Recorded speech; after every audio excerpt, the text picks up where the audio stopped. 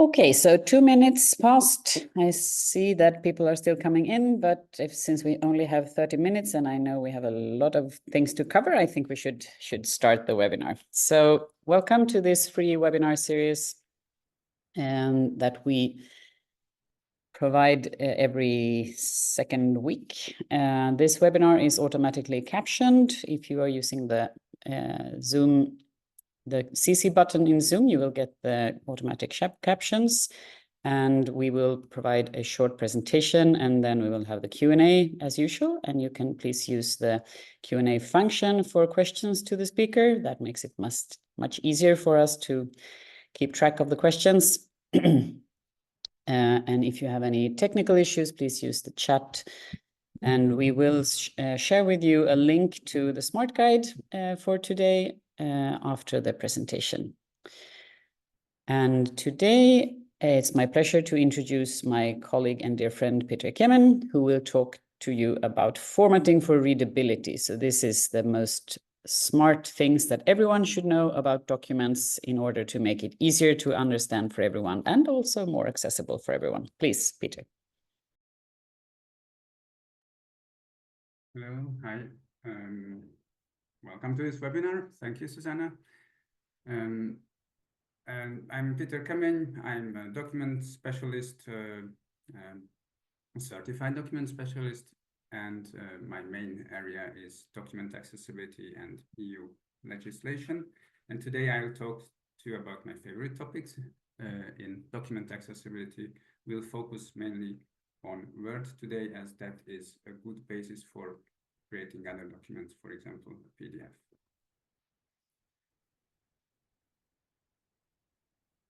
So what will we talk today about? We'll talk about headings, how to set up your paragraphs and your lines in your text, and on one page and on multiple page. Also, we talk a bit about tables and how we can use the built-in styles to make sure that our text is, that our settings are done all through the document, so our text formatting is consistent. And then we'll have a Q&A, as Susanna already mentioned. First of all, always what it is, who it is useful for. Readability is part of accessibility. It means that your writing is clear and understandable for all audiences. So it's useful for everyone, but it is especially useful for persons with reading and writing disabilities and persons with motor disabilities, because a readable, well-formatted document, it is easier to overview and to understand the structure. It's easier to follow the text. Shorter lines, for example, help reducing movements, so it can be processed and used with less movements. And overall, good formatting then ensures readability, and also that this readability is consistent all through the document. Peter, I'm sorry, we get a request in the chat that you speak a little bit closer to your microphone. Okay, yeah. Possible? Is it better now? Yes, that's much better. Okay. Thank you. Thank you. So, first of all, if you have accessible templates and accessible styles, you should use them. Always, if the styles are set up well, then please don't tinker with it, because that can lead to inaccessibility. But if you don't have them, it's important that you know how to do it. So I will show you some tips for that. First, we have run through of the different areas, and I will have a live presentation on how to do it. First, then use headings. Always use headings. It's headings means title, chapter title, section titles. They structure your document. It makes it easier to understand the structure visually, and if the headings are well done, also for persons who use assistive technology, and it also helps navigating through the document. Then you should also set up your paragraphs properly, that they are, so to say, airy, that you can see where a paragraph starts and where it ends, when the next paragraph starts. It helps that with well set up paragraphs, the text is easier to overview. It's easier to understand its structure. This is a visual thing, so it helps readability visually. Then it's important to keep to have tidy lines, so keep them short and easy to get through, and easy to change between the lines as well when you read. So for easier reading, you should have short lines. You should always align your text to the left. It makes it easier to find the next line, and also to avoid hyphenation. Hyphenation means when a long word is separated, cut in two at the end of the line, and it follows in the next line, and then there's a hyphen at the end of the line that shows that the rest of the word is in the following lines. Now, we talked about a paragraph as a unit, but the text is many paragraphs and various pieces of content, one after the other, and it is usually, we talk about a text that's on more pages. So it's important that things are kept on the same page, which belong together. It's very difficult to read something on a page and then having to change to a next page and follow there. It is similar to in columns. If a content is cut into two in one column and another one, it makes reading more difficult. And it's also useful to keep together some certain list elements, or for example, the intro text for a list, and then the first or a first couple of list elements. I will show you what it means. Then also tables should be as easy to read as possible. The idea behind tables is to structure information for better understanding. So the two things here to pay attention to is that the text in a cell doesn't spill over to the next page.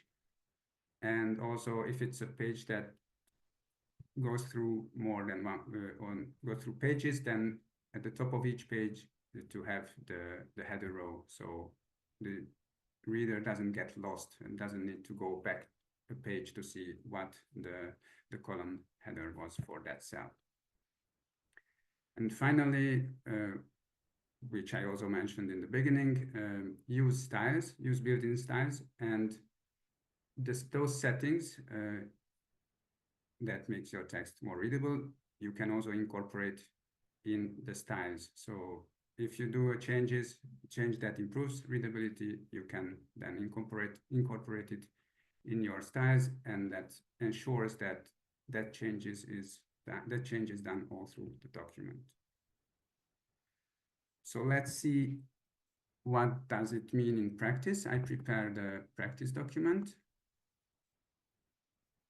I hope it will work. Let's start with headings.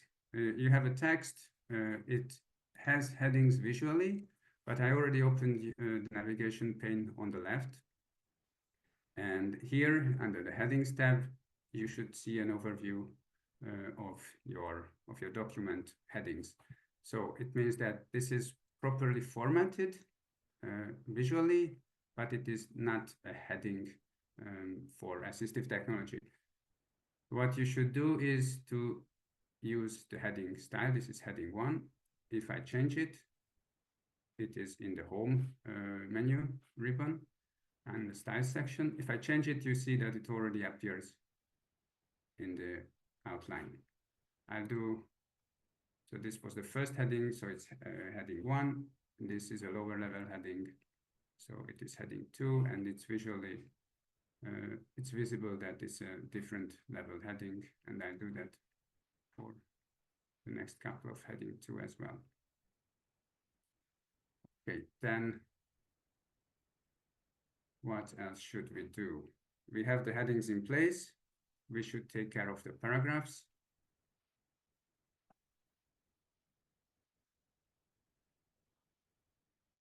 Okay, so you go to either in the home menu in the paragraph settings, or you can go to the layout menu element as well. Here, the lines are a bit too close. So usually you should use a line spacing that's not a single line. I usually use 1.08. It's a nice spacing. And also you have to set the spacing for the paragraphs. It is set here, but I show you what happens if it's not well set. If it's 0, then you cannot distinguish between these two paragraphs. And what happens usually that people just press enter and create a new line. And that's not useful. I turn on the show all function. It's on the home ribbon.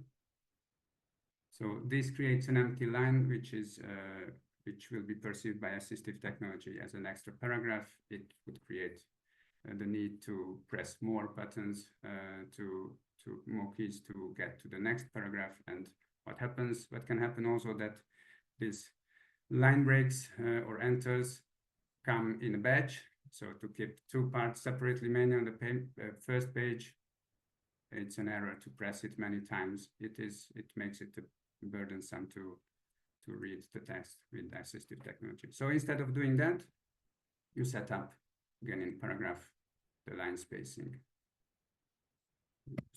the paragraph spacing, sorry. Then we have quite long lines. It is recommended to have a line and not more than 70 characters. So what you can do is to change the indentation from the right. You can do it in the ruler, top ruler. So I'll do it for this paragraph and I change it here in the beginning, so it is shorter lines. It's easier to read. It's still justified as the whole text. So we should change that. Actually, we should, yeah. And if I change that here in paragraph, I press this button, it makes it aligned to the left. And it's all good. I have this setting now for this paragraph, but I want to use it all through my document. So as I mentioned, you can update the styles. In this case, the normal style. So up in this ribbon, you can right click the normal style and you click on update normal to match selection. And you'll see that it will done all through the document. Yep. What's next? Oops, we have hyphenation here. So paragraph is cut in two. Let's fix that as well. And I select I select the whole document with Control A, and I go again to the paragraph pane, but I change tab to the line and page breaks, and we will work in this one from now on. Here you have this checkbox, don't hyphenate. So you just check it and hyphenation disappears. Text is already looking better. Now let's see what happens between the pages. Here you have a paragraph that's cut in two. So you go back to paragraph settings, lines and page breaks tab, and you see that widow and orphan control is checked in by default. It means that that it doesn't happen that the first or the last line of a paragraph is alone on a page. So that is already checked, but it's even better if you have the whole paragraph on one page. And for that, you should use the keep lines together setting or option. So I checked it, and you'll see that now the paragraph is on one page. But we have another problem. This heading is separated from the paragraph. So it's very strange to have a heading and not having anything under. So for this, you should again go to the heading and go to the paragraph setting and press keep with next. Now it's properly on the same page. You also have a setting that says page break before. It's useful for longer documents if you want to start all the chapters on a different page. But I can set it. It won't make a visual difference. I'm not doing that better because it can break my document in this case. Okay, so this is nicely set. The same thing we can do here. This is a so-called intro line for a list. It can happen also that this is on one page and the rest of the list on the next page. So the same thing, you can set this, keep this together with the list. I did it, although it's not separated now, but what if I go on and use this document? Write more in this document and then things are moved around, then it can happen that the intro line stays on one page and the rest on another one. So it's good to set them up even if they are at that moment properly located. Okay, let's go to tables. Let's make this also a heading 2. And this as well. So I have to adjust it a bit because it's not showing what I wanted to show. Yes, so what we have here is you have a table and you have only on the first page the table heading. What to do, you choose the heading row and the header row and go to table properties and say repeat as header row on top of each page. Now it's on both pages, very good, but now you have this cell which spills over to the next page. So you should select the whole table. You can do it with this little thing here, or you can select it with your mouse. And again, you go to table properties and you don't allow row to break across pages. So now this actually made it to one page. Again, this should be set together with the next, kept together with the next, with the next paragraph. Sorry, repeat next. Okay. That would have happened if I would have updated the style, the heading style, that all headings should be kept together with the next paragraph.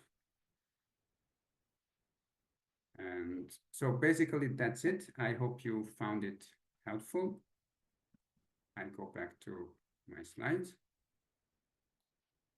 And if you have any questions, then please go ahead, write it in the Q&A. And I'm here to answer them. So thank you, Peter. That was very good. All the basic and very things that we see often happening in documents that are not really correctly made. So it's good to repeat those really fundamental things. So we have one question here. Should the first or top heading be styled heading 1 or title? What is the difference between these two in a document? That's a good one. Yeah, I like that one. So both are good. If you use the title as heading 1, then you basically lose a heading level. It's important to know that you should aim not to have more heading levels than 6, because when a Word document is exported to PDF, it cannot really handle more. It cannot handle more than 6 levels. So if it's a short document, you may set it as a heading 1, and then the section headings as heading 2. If it's a longer document, you can set it as title, and then use heading 1 for the chapter headings, chapter titles. The interesting thing with the title setting that it is not existing at this point in PDF. So when you export it to PDF, it will be a normal paragraph, but it's not a problem. And it's also a future-proof solution, because we expect that the PDF will change and will incorporate the title tag. So if that happens and you prepare your documents like this using the title settings, title style, then it will be later on properly indicated in a PDF for users with assistive technology. Okay, thank you. And next question is it okay to insert page breaks? It is okay to insert page breaks. It's very good to insert page breaks, actually. It's better than pressing the enter, and just push down the next paragraph to the next page. The best is to put the page break at the end of the line, not in the next line, but it's just a nuance. And also you can, as I said, you can automate it by setting up the chapter titles, for example, with the page break automatically before. Thank you. We also got a question in Swedish, but I will translate it for you because I know your Swedish is still not perfect. So Peter is now showing how to change the styles directly in the document, but isn't it better to make sure that the styles style setting, what is the name of that? Style sheets are correct and to use them from the start? Yes, definitely. So if you have time, and well, even if you don't have time for that document, if the styles are not well set up, for example, in your corporation, you should go and indicate it to the responsible unit to create proper templates, proper styles, so then everybody will create more accessible documents. This presentation was about what if you have to do it quickly or you don't have that support, then you need to be able to do it yourself.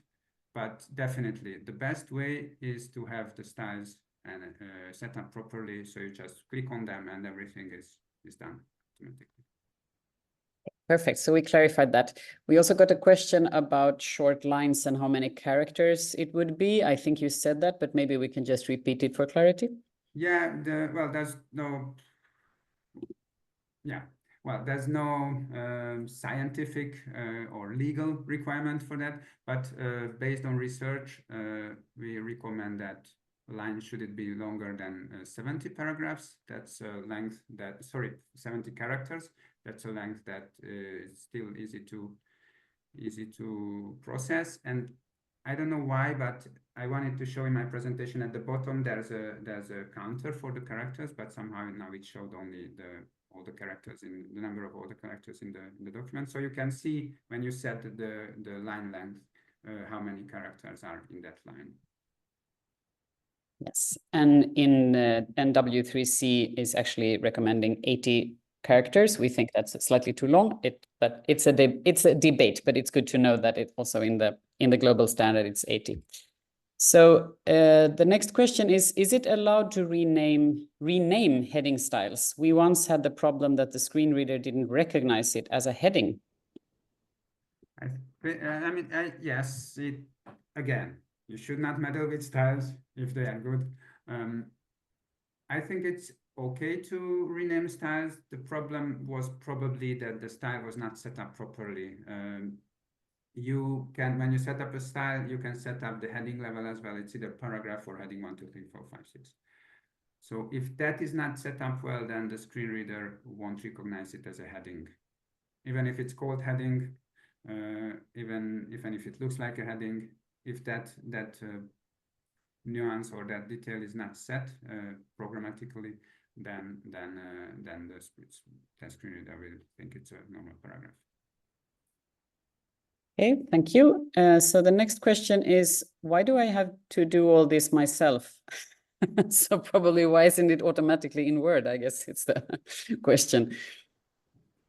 Well, there are things that would, maybe later, or if it's in a way, maybe it could be automated, but I think it's difficult. So because, for example, line length, it depends the number of characters. It depends on the font size you use.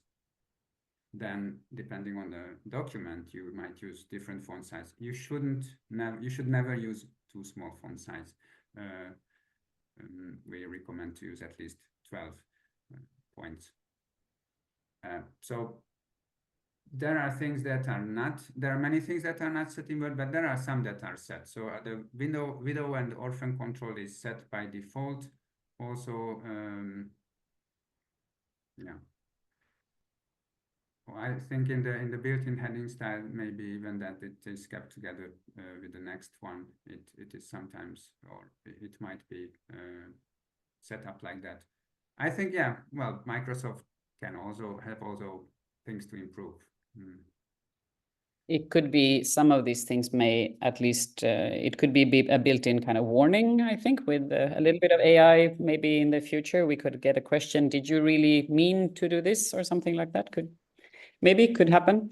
Who knows? But I agree, it's difficult to kind of make sure that something is automated that fits all use cases. That's very, very, very, very hard. So I think the last question for today will be, does this width apply to tables as well? So when we talked about line lengths, does this width apply to tables as well? It does for the cells, but usually it's not a problem, because if you have a table that's at least 2 columns, and you shouldn't have a table that is only 1 column, then already it's pretty sure that the line length is shorter than 70, for example. And that's what the problem I had, because I was setting the indentation for the whole document. That's why my table went to the next page when it should have been between 2 pages. Okay, we have a quick one. Hopefully, could you please repeat about the title? At what heading level will it be in the PDF? Did you say that it was okay that it appears as a normal text? Yes, it would be, if it's title style you use in the Word, and then you export it to PDF, it will appear as a paragraph, and that is okay. It's usually, well, the PDF should also have a title in the metadata that is read out by assistive technology. So it's that's why it's not that important that the written title that on the first line is a heading. Okay, thank you. Thank you very much, Peter. It's now 1 minute to 2. I will, that we got a question in the chat. If I prepare a text in Word and then paste the text directly into an email, will the setup also continue to be there in the email? The answer is no. You have no control, or almost no control, over how an email is showed, because the email programs work so differently. So that's a completely different story, but you need to be very careful with what you do in email, because you have very little control of how the receiver of the email perceives the whole thing.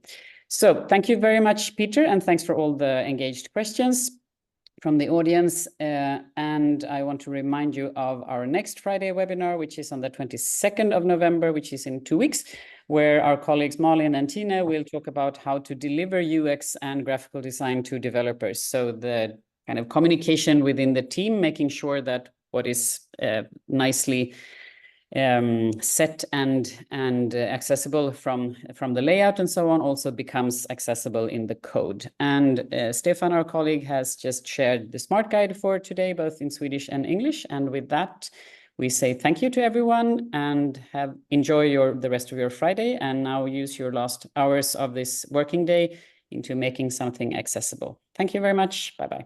Thank you.